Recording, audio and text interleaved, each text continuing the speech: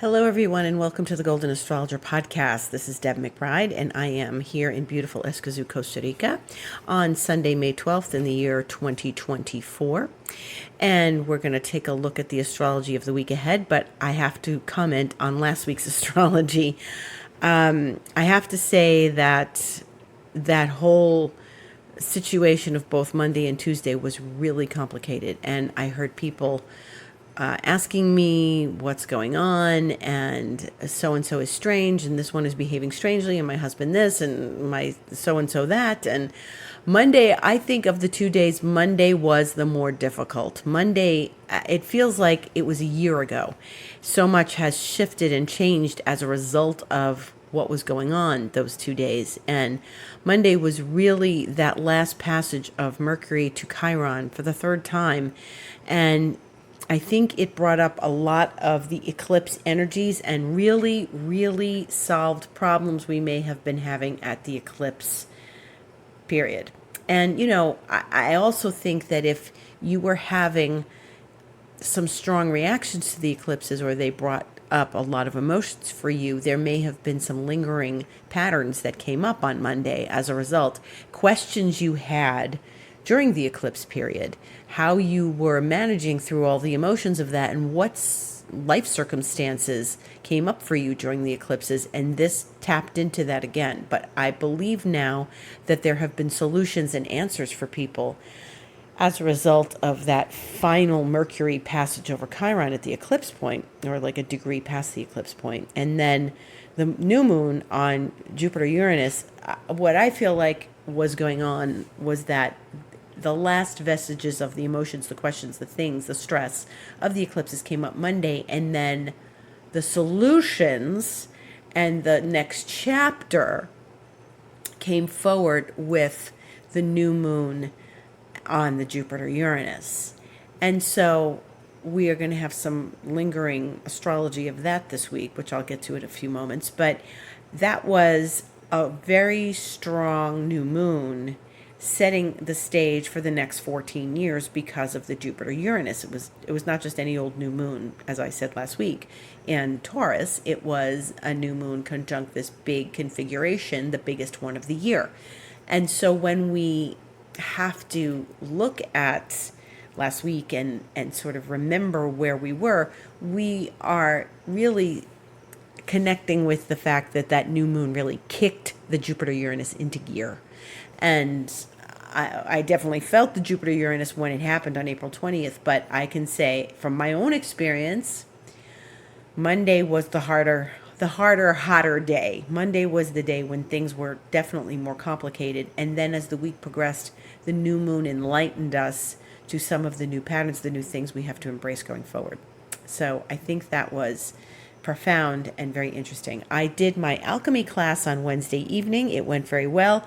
Did not have a huge turnout, but nevertheless, it was great because I went through the metastating patterns and with some very nice results. So I was happy to do that and really love working with these patterns and love seeing the changes in people and seeing them open to a new level of possibilities and potentials in their lives. So this is what I do when I work with you in expansion mentoring, and I welcome you to speak to me about it, contact me about it, deb@debmcbride.com.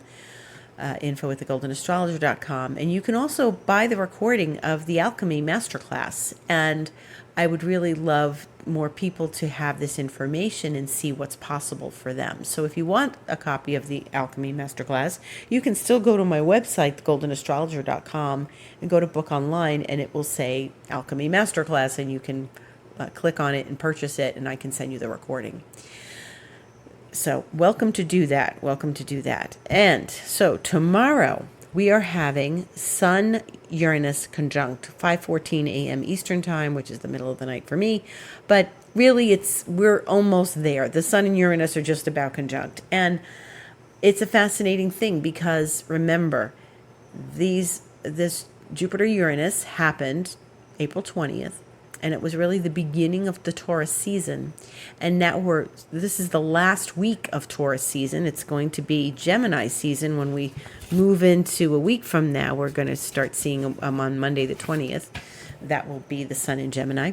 And, so the Jupiter-Uranus happened the beginning of Taurus season, and they are in Taurus, these two planets, and we are now receiving the Taurus season planets to the Jupiter-Uranus, right? So tomorrow the sun meets Uranus. And this becomes more information for us with the things we've got planned, what we've got up our sleeves for the next 14 years, the things that we set intentions for at the Jupiter-Uranus, and especially last week at the new moon.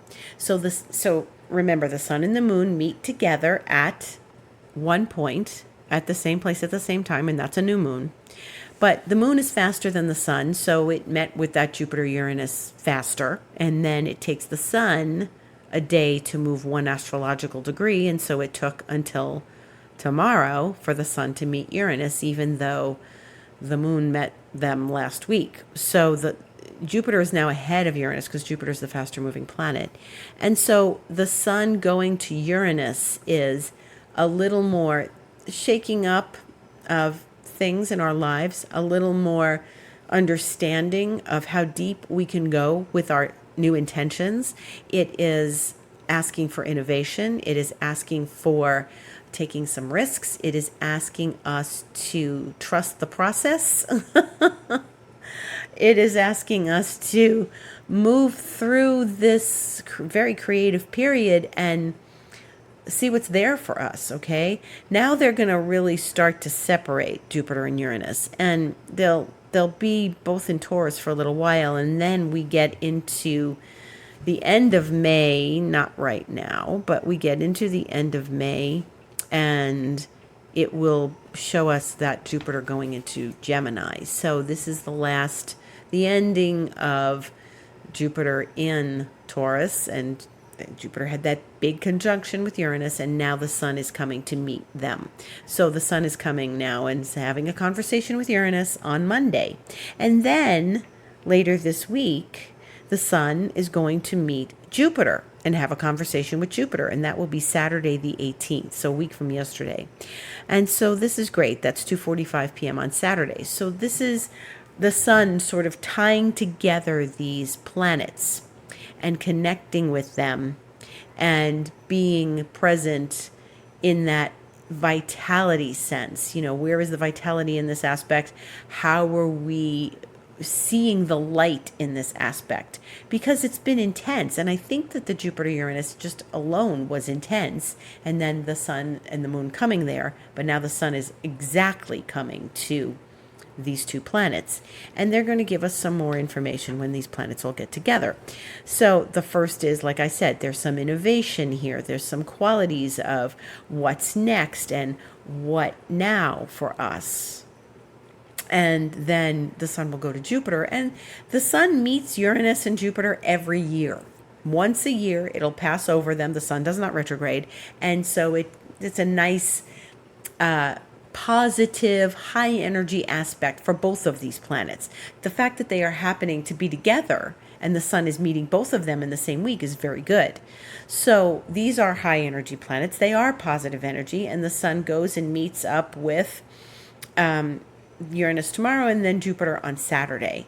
And so in this bracket between the two planets being touched by the sun, basically this whole week, we can explore the new avenues, the new creativity, the ideas that came to us, and the realizations of last week, which I think more information about Jupiter-Uranus really came forward with that new moon.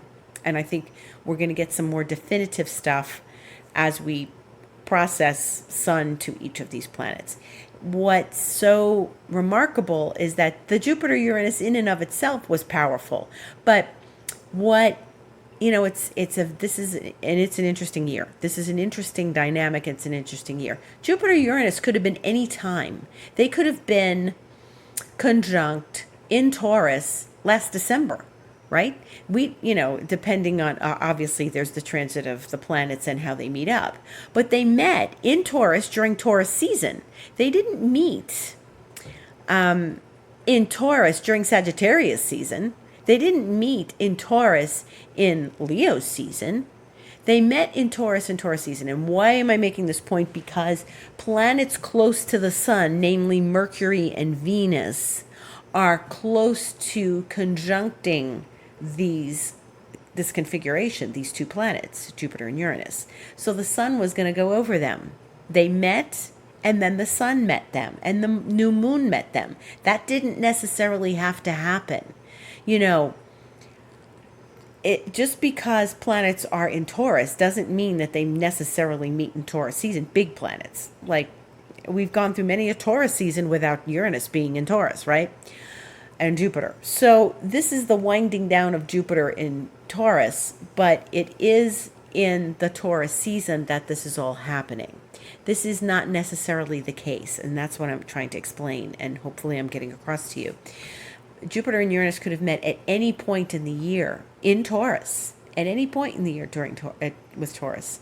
And what's going to happen now is that we get these Taurus planets gradually, one by one, meeting Jupiter and Uranus. Now, that was the moon, the new moon, then there's going to be the sun. And the next planet to meet up with them like this is going to be Venus, which is the ruler of Taurus. And so that's going to happen. The first step of that is going to happen on Saturday the 18th when Venus meets Uranus at 7:41 a.m. Eastern Time. Now, I find this very interesting because it's the very day that the sun meets Jupiter. So the sun will say, hello, Uranus, and have a conversation, and then move along a little bit, and then say, hello, Jupiter, how are you? And move along a little bit, and then eventually go into Gemini. And Venus is going to follow this path, which is great because Venus is, like I said, the ruler of Taurus. So here we are with the ruler of Taurus connecting with this conjunction. And I think this is important because, it could be any other planet. It could be, now Mars is not ready to do this yet. Mars is in Aries and it's not ready to meet them. And actually by the time Mars gets to Taurus, they won't be together anymore. Jupiter and Uranus won't be together anymore. But we've had the new moon. We're having the sun, and then we're going to have the ruler of the sign itself, Venus, meet these planets. This is all very synchronistic, and it's important. There's information in this because as Venus does rule that sign, she's coming along as like the queen of that sign and saying, okay, thanks guys, thanks for meeting up here. This is your meeting in my home. Thanks for having your meeting at my house.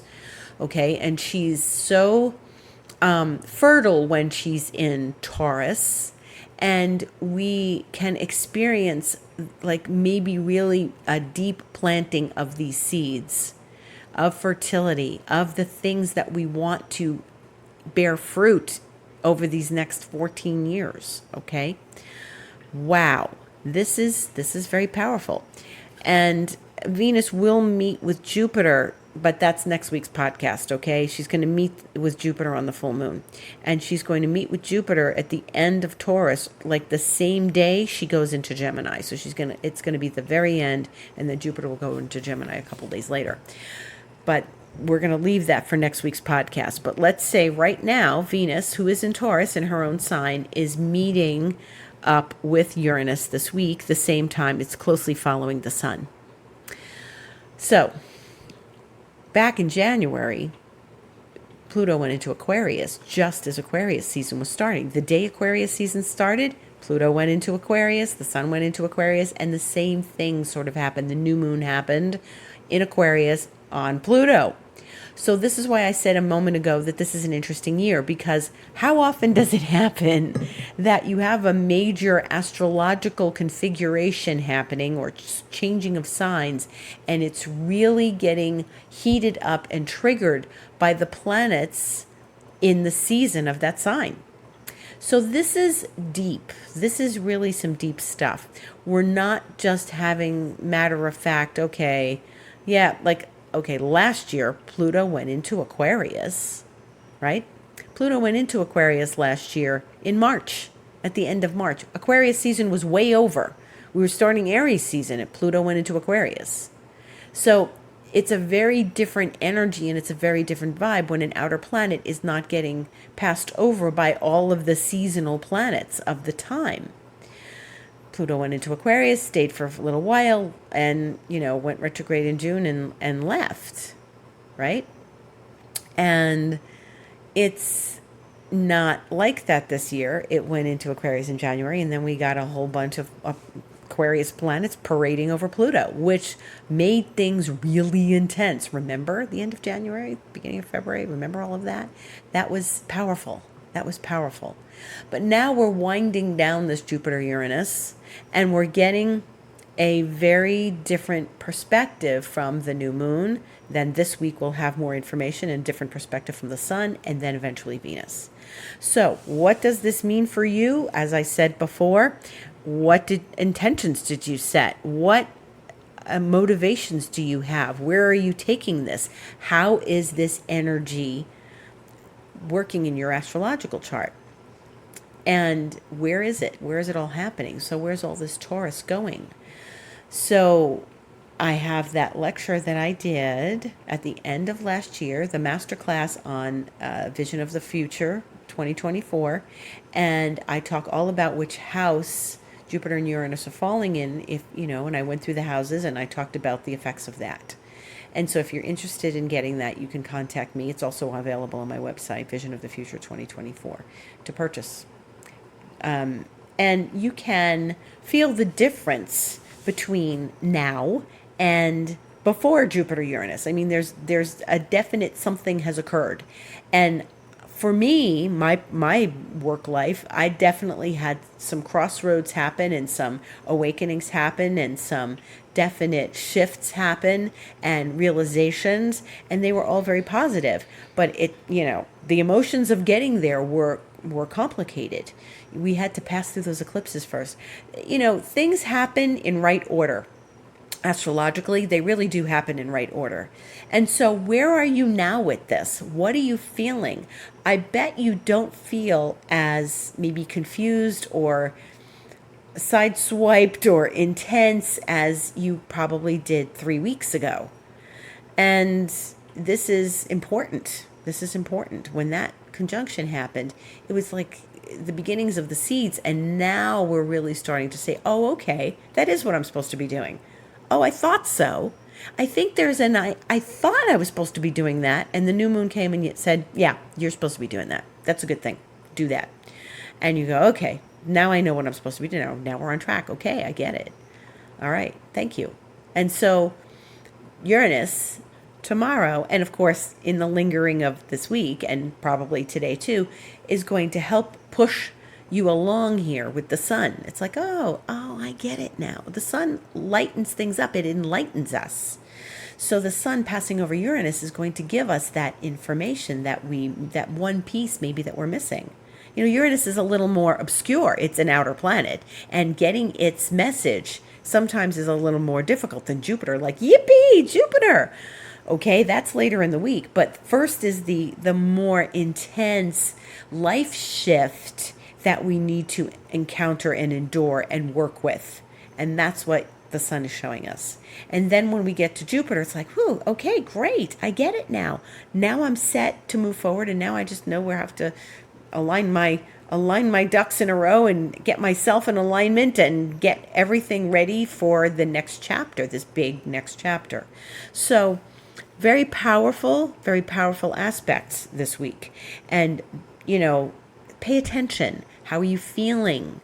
I'll be talking about these on Instagram. How are you feeling? What is it that we are experiencing and working with? How are we working with this energy? So very, very important. The sun does meet with both of these planets every year. However, the fact that they've been together, the sun meets with them in the same week. So this is a continuing story from what we've been building up to for a few months now. And sort of the last chapter as Venus closes the door on all of this. And then Jupiter and Venus both move on to Gemini. So that's next week. But in the meantime, Wednesday, we have Mercury entering Taurus. So finally, Mercury is done with its Aries journey. And it's done its tour of duty through its retrograde and everything. And remember, it went retrograde on April 1st. And here we are. It's May 12th.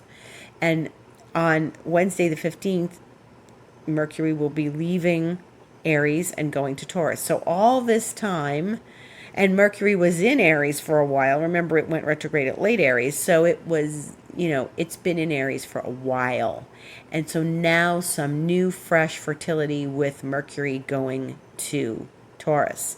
Now, it won't get to where Uranus is for a while. It's going to be a few days, weeks before Mercury, pulls its car into Uranus's garage. And what's going to happen is then more information will come. But Jupiter and Uranus will be separated by that time. However, in astrology, we have famous points. And so remember last week that Mercury passed over the famous point of the eclipse that happened only last month as it conjoined Chiron for the last time. And so Mercury will pass the point of where Jupiter and Uranus met. And then you'll get more information. It will be a little watered down, I think, but you'll be reminded of it. You're still getting a reminder and some new information as we move with Mercury and Taurus. So that's going to be a little while before it goes over Uranus. And that's okay. I mean, Mercury will go into Gemini, its own sign, on June 3rd. So it will, between now and really the end of the month, like the last day of the month, it's going to meet Uranus and then eventually go to Jupiter. So that's important to look out for too. Then there is Mercury squaring Pluto. So as soon as it goes into Taurus, it will give us that square to Pluto. Remember, Pluto is still very early in Aquarius at 2 degrees, even though it's retrograde. And Mercury and Pluto will meet in a square, a challenging relationship, on Friday the 17th at 3:44 a.m. Eastern Time. So this is interesting because Mercury is going to finally have its first square to Pluto since it met with Pluto back in Aquarius. That was back in February. And so Mercury is now challenging that position. Where have we been since February? What thoughts have we had? How has our mind changed? Are we analyzing things more? Aquarius is an analytical sign. Are we reaching into our brilliance and genius? What is really happening for us as we approach this Mercury square Pluto? And it's very good for us to kind of take a step back.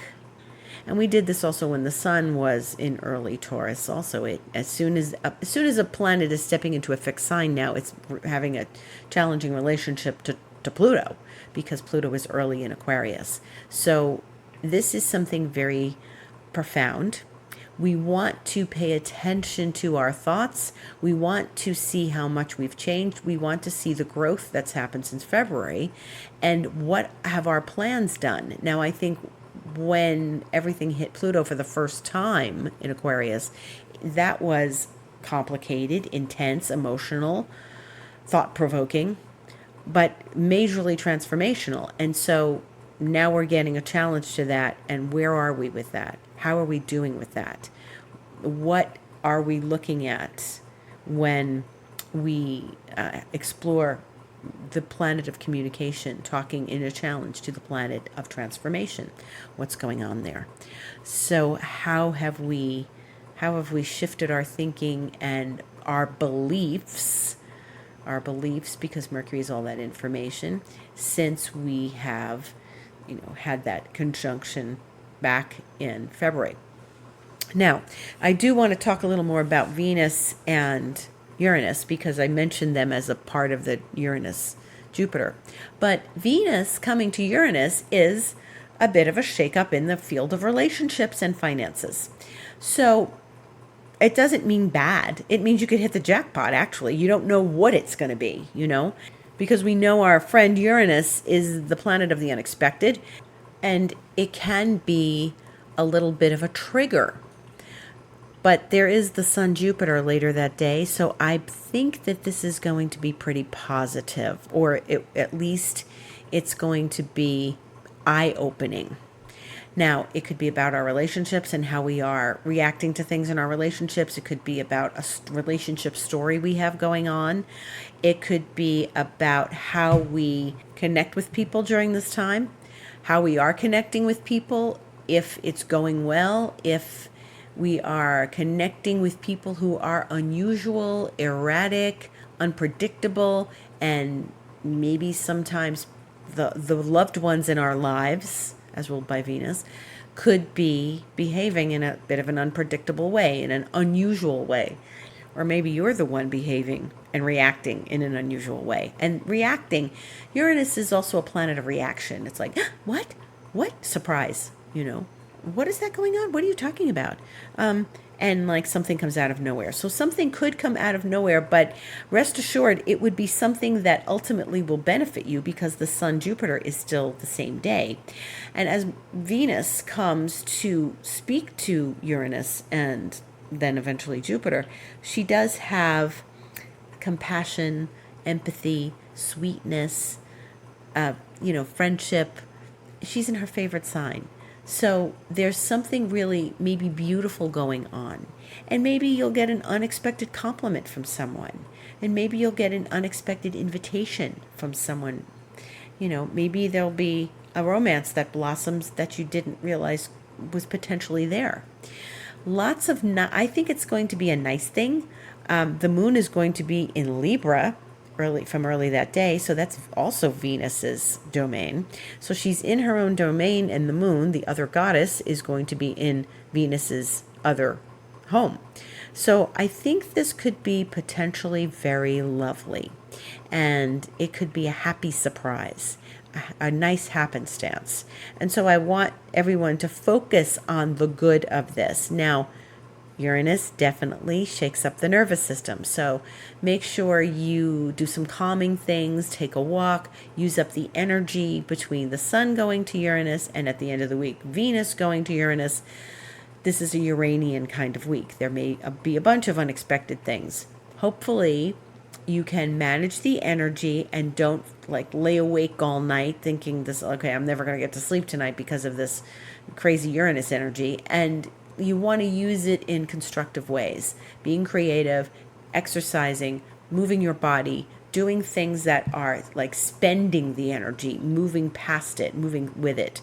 And, something is moving through each of us. So I don't think we're going to have the crash that we had, or at least, that I was watching people and experiencing last Monday. I feel it's going to be more of an enlightenment.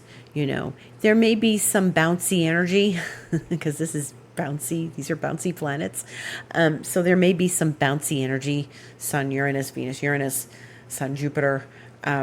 So it's very positive, though. I think that ultimately it's going to be escorting us into a positive direction. And let the energy move through you. Let it pass through you. Don't let it disrupt you, because Uranus is the great disruptor.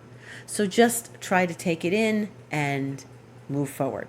And I'm sure we'll all have stories at the end of the week. And I think that it's going to be far more supportive of us in this new mission and plan and intention that we each have designed for these next 14 years. What has occurred for us? What has occurred for you? And what will be the next level for you? The other thing that's happening is the Sun is also going to speak very nicely to Neptune on Sunday the 19th. So it will talk to, this is a lot of energy for the Sun this week. It's like a big last hurrah. It's like the finale in the big Broadway musical as the Sun goes to Uranus and then to Jupiter and then to Neptune, and then it changes signs.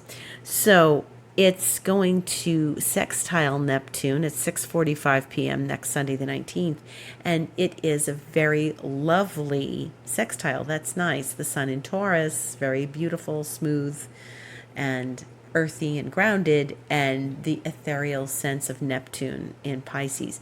It will be a smooth aspect. A sextile is a smooth aspect. So it should be actually very supportive of, this experience of the Sun traveling to each of these planets, coming coming together with each of them. It's also a really good time to be meditating, doing mystical work, getting your astrological chart read by Deb, doing Reiki with Deb, because Neptune is really good. Neptune, I think of Neptune as a Reiki planet. It's healing, it's sensitive, it's intuitive, it's psychic, it's visionary, and the sun, Neptune, is very lovely, and it's a good, sensitive, balanced aspect. So you may have it pass by you without even really noticing it next Sunday, but that's okay. Just know that it's a good supportive thing that's happening right now with the sun and Neptune. And then, of course, if Neptune is sextiling the sun and they're in that relationship to one another, then Neptune is definitely sextiling, supporting the Uranus Jupiter, right? So that's where they are right now. So be with that aspect, let it wash over you. Tune in, do some meditation, do some spirit work, and talk with spirit. And also, if you're interested, you can come meet with me, and definitely make use of this Uranian energy and this Neptunian energy, and get some good answers and some guidance on what's happening next. And you can do all of that at my website, thegoldenastrologer.com, book online, and connect with me for astrology, for Reiki, for New Vision, and also for expansion mentoring that I mentioned earlier in my podcast. Thank you so much for listening. Have a beautiful week ahead. Make some progress. These planets are about progress, so hopefully you will be stepping up to the next level of these wonderful plans we've all set in motion since Jupiter and Uranus have met and the new moon has met with them. Have a beautiful week. Gratitude to everyone for listening, and I'll see you next time, and I will see you on the internet on Instagram this week.